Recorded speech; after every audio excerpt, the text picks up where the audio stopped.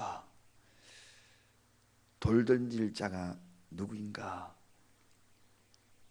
오늘 본문에는 간음하다가 현장에서 잡힌, 그러니까 빼도 박도 못하는 증거가 확실한 사람, 그래서 현장에서 잡혔다. 이것은 변명할 여지가 없다는 겁니다. 그런 여인을 예수님께 데리고 왔습니다. 그런데 예수님이 하신 말씀이 너희 중에 죄 없는 자가 먼저 돌로 치라 하는 그 유명한 말씀을 하고 있습니다.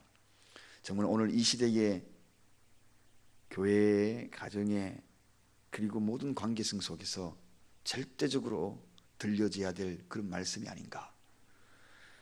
오늘 본문에 보면 예수님께 왜 이 바리새인들이 이 여인을 데리고 왔는가, 그 이유가 도대체 뭔가 하는 그 원인부터 한번 살펴보고자 합니다. 오늘 본문에 보면 서기관들과 바리새인들이 간음 중에 잡힌 여자를 끌고 와서 가운데 세우고 예수께 말하되 선생이여 이 여자가 간음하다가 현장에 잡혔나이다. 그렇게 시작하고 있습니다. 가운데 세웠다. 한 사람을 그 많은 사람들 가운데에 탁 세우고 공개 재판하는 식으로 세우는 거죠. 한마디로 이야기하면 인체 실험하는 겁니다. 마루타하는 거죠. 보이지 않는 마루타, 육체적인 그런 고통을 가하지 아니하여도 거기에 서 있는 그 여인은 과연 무슨 생각을 했을까? 여러분, 한 사람을 이렇게 만드는 것은 쉽습니다. 어려운 건 아니에요. 같은 시선으로 쳐다보고 같은 생각을 한다면 아마도 우리도 영락없이 그 주위에 많은 사람들이 지켜보는 가운데 하나의 돌을 들고 서 있는 자와 다를 바가 없을 것입니다. 자, 오늘 여기에 이 바리새인과 서기관들은 절호의 기회를 찾은 거예요. 예수님을 잡아 죽일 절호의 기회. 명절 끝에 어찌하든지 간에 희지부지하게 이 명절을 끝내고 싶지 않았던 겁니다. 예수님의 그 약점을 찾아서 예수님을 잡아서 힐난하고 어찌하면 십자가에 매달까 하는 그런 생각을 가졌는데, 오늘 이 여인을 데리고 와가지고 데리고 오는 것으로 중요한 것이 아니라 예수님에 대한 시험을 하려고, 그렇게 그것이 목적이었다는 겁니다. 이러한 목적을 가지고 예수님께 왔을 때 이 예수님께 데리고 온 이들의 생각은 이렇게 시험하고자 하는 그 생각 속에 우리가 상식적으로 이해할 수 없는 것이 있습니다. 여러분, 오늘 본문 5절에 가보면 모세는 율법에 이러한 여자를 돌로 치라 하였거니와 선생은 어떻게 하겠습니까? 그렇게 이야기합니다. 아니, 모세가 그런 율법을 만들어놨고 그 율법이 그렇게 소중하다면 예수님께 왜 데리고 옵니까? 돌로 치면 되지. 그저 현장에 잡힌 그 자리에서 모세 율법대로 적용하자 하고 돌로 치면 그만이지. 예수님께 데리고 온 이유가 뭐냐는 겁니다. 선생은 어떻게 하겠습니까? 이 이야기는 확실하게 예수님을 시험하고자 하는 것이 명확한 그러한 모습을 확실하게 우리가 볼 수가 있다는 겁니다. 그럼 어떤 시험이냐? 만약에 유죄라 이렇게 이야기를 한다면 예수님은 어떤 시험에 어떤 덫에 걸려드는 겁니까? 세리와 창기들과 어우러져서 그들에게 사랑을 나누었던 예수, 그런데 유죄라 선포하면 예수님은 영락없이 그 사랑은 무너질 겁니다. 사랑이 무너지는, 사랑이 실추되는 그러한 모습, 예수님의 모든 했던 이야기, 사랑의 이야기가 일시에 무너지는 그러한 모습의 시험이 되잖아요. 그거 탁탁 걸려드는 겁니다. 두 번째, 또 어떤 유죄라고 이야기하면 거기에 걸려옵니까? 구원자라고 이야기했잖아요. 예수님은 메시아라고 이야기했잖아요. 메시아임에도 불구하고 유죄라고 선포하게 되면 그거 모순이거든요. 메시아 뜻이 뭡니까? 구원자. 그런 사람이 그런 위치에 있다면 반드시 구원해야 하는 사람인데 지금 예수님이 유죄라고 선포하면 당연히 그것도 모순이거든요. 진리에 대한 모순에 대한 이야기를 딱딱 하고 걸려드는 겁니다. 메시아임을 모순이라는 것을 착각하고 걸려드는 겁니다. 그러니 얼마나 올무를 파놨습니까? 또 하나의 유죄라고 이야기를 한다면 로마 근위의 정면도로 도전하는 겁니다. 그러한 모든 판단은 그 당시에 로마법에 의해서 또 로마의 제도들은 재판을 받아야 되는데 예수님이 미리 판단해가지고 유죄다 이렇게 이야기하면 노마법에 걸리게 만드는, 그래서 이러지도 저러지도 못하는 그러한 상태를 몰아가는 겁니다. 한마디로 유죄는 이 세 가지 예수님이 무너지게 만들고 시험에 걸리게 만드는 그러한 것들을 바로 이 바리새인과 서기관들이 했다는 것입니다. 그러면 무죄라고 이야기하면 어떻게 하는가? 여러분 참 이 딜레마라는 이야기 했죠. 두 가지 선택 중에서 이러지도 저러지도 못하게 하는 것, 이게 딜레마에 빠진다 그랬습니다. 예수님이 이러지도 저러지도 못하게 또 하나에 빠지게 만듭니다. 무죄라 그러면 율법에 도전하는 겁니다. 즉 모세의 율법에 명백하게 도전하는 그러한 행위가 되고 말 그러한 상황으로 몰아가는 거죠. 하나님으로 받은 그 율법이 이제 예수님부터 무너지는 그 율법의 정면으로 들어간 종교 재판 회부에 해당되는 그런 범죄가 된다는 것입니다. 이게 무죄라 그러면. 또 간음하다가, 두 번째는 간음하다가 현장에 잡힌 이 여인을 보호한다고 하면 어떻게 됩니까? 이런 간음을 인정하는 그런 사람으로 또 몰아간다는 것입니다. 간음해도 괜찮다 이제.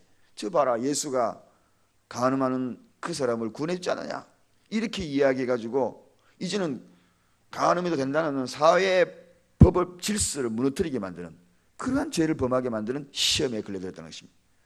그러므로 참으로 예수님이 난처한 입장이 됐습니다.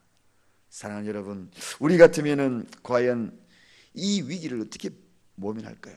만약에 우리에게 시험거리들이 다가오면 우리가 어떤 방법으로 그 시험거리를 극복할까요? 거기에 대한 해답도 이 속에 숨겨져 있습니다. 오늘 예수님이 이 시험에 걸려더니 첫 번째 반응이 나타납니다. 그 반응이 뭡니까? 오늘 6절입니다. 6절 한번 다 같이 가보겠습니다. 6절 다 같이 한 목소리로 한번 읽어보겠습니다. 저희가 이렇게 말하면 고소할 조건을 얻고자 하여 예수를 시험함이라. 예수께서 몸을 굽히사 손가락으로 땅에 쓰시니, 첫 번째 반응이 옵니다. 몸을 굽히사 손가락으로 땅에 무엇인가 썼다는 것입니다. 호기 신학자들이 두 가지로 해석을 합니다. 우리가 잘 알고 있는 대로 죄 없는 자가 돌로 쳐라라고 썼을 것이다. 아니면은 그 내용은 예수님 혼자 아는 것이지 알 수가 없다. 그렇게 해석합니다. 분명하게 거기에 대한 이 글 내용이 무엇인지는 아무리 읽어봐도 무엇을 썼다는 내용을 거기에 이야기하는 것은 기록되지 않습니다. 어쨌든 간에 예수님의 첫 번째 반응은 무엇인가 조용히 땅바닥에 앉아가지고 글을 적고 있었다. 글을 적고, 이게 첫 번째 반응이었습니다. 이 첫 번째 이 반응, 여러분, 사랑하는 여러분, 왜 이렇게 이런 반응을 보이셨을까요? 말 한마디 않고 침묵하면서 그냥 땅바닥에 글만 쓰고 있었다는 것입니다. 침묵, 한마디로 침묵의 반응입니다. 침묵의 반응. 이 침묵의 반응, 오늘 저와 여러분들이 행여나 여러분을 헐뜯고 시험거리를 제공하는 이들에게 우리가 반응해야 될 바로 반응의 모습입니다. 침묵, 침묵의 반응. 글을 쓰면서 혼자 생각하고, 그리고 이 침묵은 또 다른 의미를 부여해 주거든요.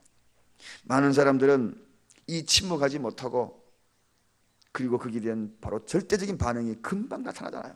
네 나에게 무슨 말을 했어? 찾아가서 이야기할까? 따질까? 별 생각을 다 합니다. 그런데 여러분, 조용히 여러분 혼자 펜을 들고 글을 한번 적어보시지 않겠어요? 주님이 나에게 사랑해줬고 용서해줬던 것들을 한번 글을 한번 적어보지 않겠어요? 이게 우리가 어쩌면 시험에 들 때, 시험에 걸릴 수 있는 그런 요소를 당할 때에 첫 번째 반응해야 될 요소가 아닐까. 그런데 이 침묵의 힘이 참 강합니다. 얼마만큼 강하느냐? 예수님이 그러면 이 침묵을 왜 했는가 하는 것입니다. 다른 것이 아닙니다. 반성할 기회를 준 거죠. 반성할 기회를 준 겁니다. 침묵의 의미는 예수님이 우리에게 침묵에, 그리고 그 돌던 자의 침묵한 이유는 반성할 기회였다. 인간에게 예수님이 금방 노하여서 심판하지 않는 이유는 왜 그런지 아십니까? 반성할 기회를 준 겁니다. 기회를 주신 기회를. 오늘 이 시간에도 죄에 대해서 그토록 싫어하시는 하나님이 죄와 원수이신 그분이 침묵하시는 이유는 다른 것이 아니라 반성할 기회를 준다. 반성할 기회. 오늘도 마찬가지입니다. 침묵의 의미는 인간이 인간을 정죄하고 그래서는 안 된다. 인간이 어떻게 정죄할 수 있는가? 그래서는 안 된다. 반성해야 한다. 반성해야 한다 하면서 무엇인가 땅에 글을 적고 있다는 것입니다. 왜냐하면 분명히 그 이유를 알 수가 있는 것이, 죄 없는 자가 먼저 돌을 치라, 그 글자를, 그 말씀을 하시고 또 아무 말씀도 안 하시거든요. 그 이유는 반성 좀 해라, 반성 좀 해라, 네가 말한 일에 반성 좀 해라 하는 시간을 주신다.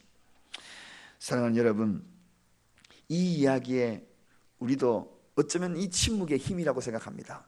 만약에 침묵의 힘을 발휘하여서 저와 여러분을 헐뜯고 그리고 수렁으로 몰아넣을 때 이상하리만큼 그 사람이 반응하지 아니하고 묵묵히 예전과 다를 바 없이 침묵하고 왔다 갔다 하면 괜히 그것이 두려울 수 있어요. 오히려 그 시간이 그의 마음을 자극하여 반성할 수 있는 기회가 된다. 그러므로 이게 침묵의 힘이라는 것입니다. 적재적소에서 막 지적하고 정죄하는 것보다도 훨씬 더 강력한 힘이 뭐냐? 침묵의 힘이다. 이 침묵의 힘. 예수님이 오늘 이것을 보여주는 것입니다. 또 계속해서 이어지는 말씀이 뭡니까? 시험하는 자들에게 이제 예수님의 놀라운 조치가 일어납니다. 그것이 죄 없는 자가 돌로 쳐라 하고 7절에 이야기합니다. 죄 없는 자가 돌로 쳐라. 죄 없는 자만이 죄인을 정죄할 수 있는 권리가 있다. 사랑하는 여러분, 인간은 아무도 타인을 판단할 수 있는 권리가 없습니다. 왜냐하면 동일하게 죄가 있기 때문에. 그래서 판사들도 함부로 죄를 판단하는 그 자리에 들어가지 못하여서 그들이 옷을 입고 하잖아요. 똑같은 인간이 어떻게 사람을 판단할 수 있어야? 그래서 판사들이 다 가운을 입고 하는 것입니다.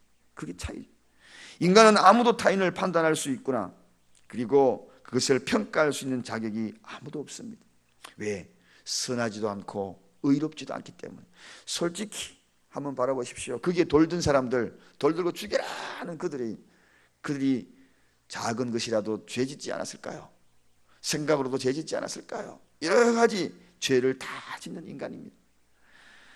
그런데 오늘 그들이 돌을 들고 있다는 것입니다. 어쩌면 우리도 마음에 돌을 들고 정죄할 생각을 미리부터 갖고 있지는 않는가? 조용히 한번 돌아보십시다. 정죄가 있는 곳에는 행복이 없어요. 용서가 없고 배려가 없고 이해가 없는 것입니다. 우리 사랑교회가 정죄를 몰아놓을 때 비로소 제일랜드가 되는 것입니다.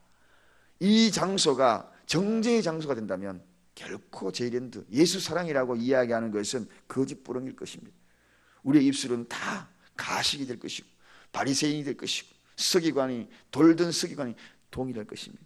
저는 우리 사랑교회에 들어오는 그 순간부터 정죄의 돌을 다 내려놓는 은혜가 있기를 원합니다. 자, 그래서 예수님이 돌을 쳐라는 이 말씀은 인간의 양심을 향하여 하나님의 화살이었습니다. 화살. 말 한마디가 굉장히 화살이 된 거예요. 돌로, 죄 없는 자가 돌로 쳐라. 하나님이 양심을 향하여 쏘는 화살. 팍 찔리게 만들었다는 거죠. 그리고 난 다음에 그 여인이 이제 죽을 위기를 벗어납니다. 그때 돌던 사람들이 다 이제 돌을 내리고 쓸쓸하게 부끄럽게 그 자리를 다 떠나가죠. 유일하게 예수님이 남았어요. 그때 예수님이 하신 말씀이 있습니다. 오늘 어쩌면 저와 여러분에게도, 범죄한 저와 여러분에게도 말씀하시는 동일한 말씀이죠. 그 뒤에 가보면 나도 너를 정죄하지 아니하노라. 다시는 죄를 범치 마라. 나도 너를 정죄하지 않는다. 다시는 죄를 범치 마라. 그렇게 일러줍니다. 율법은 정죄입니다. 복음은 사유와 용서인 것입니다. 할렐루야. 이게 차이. 율법은 정죄예요.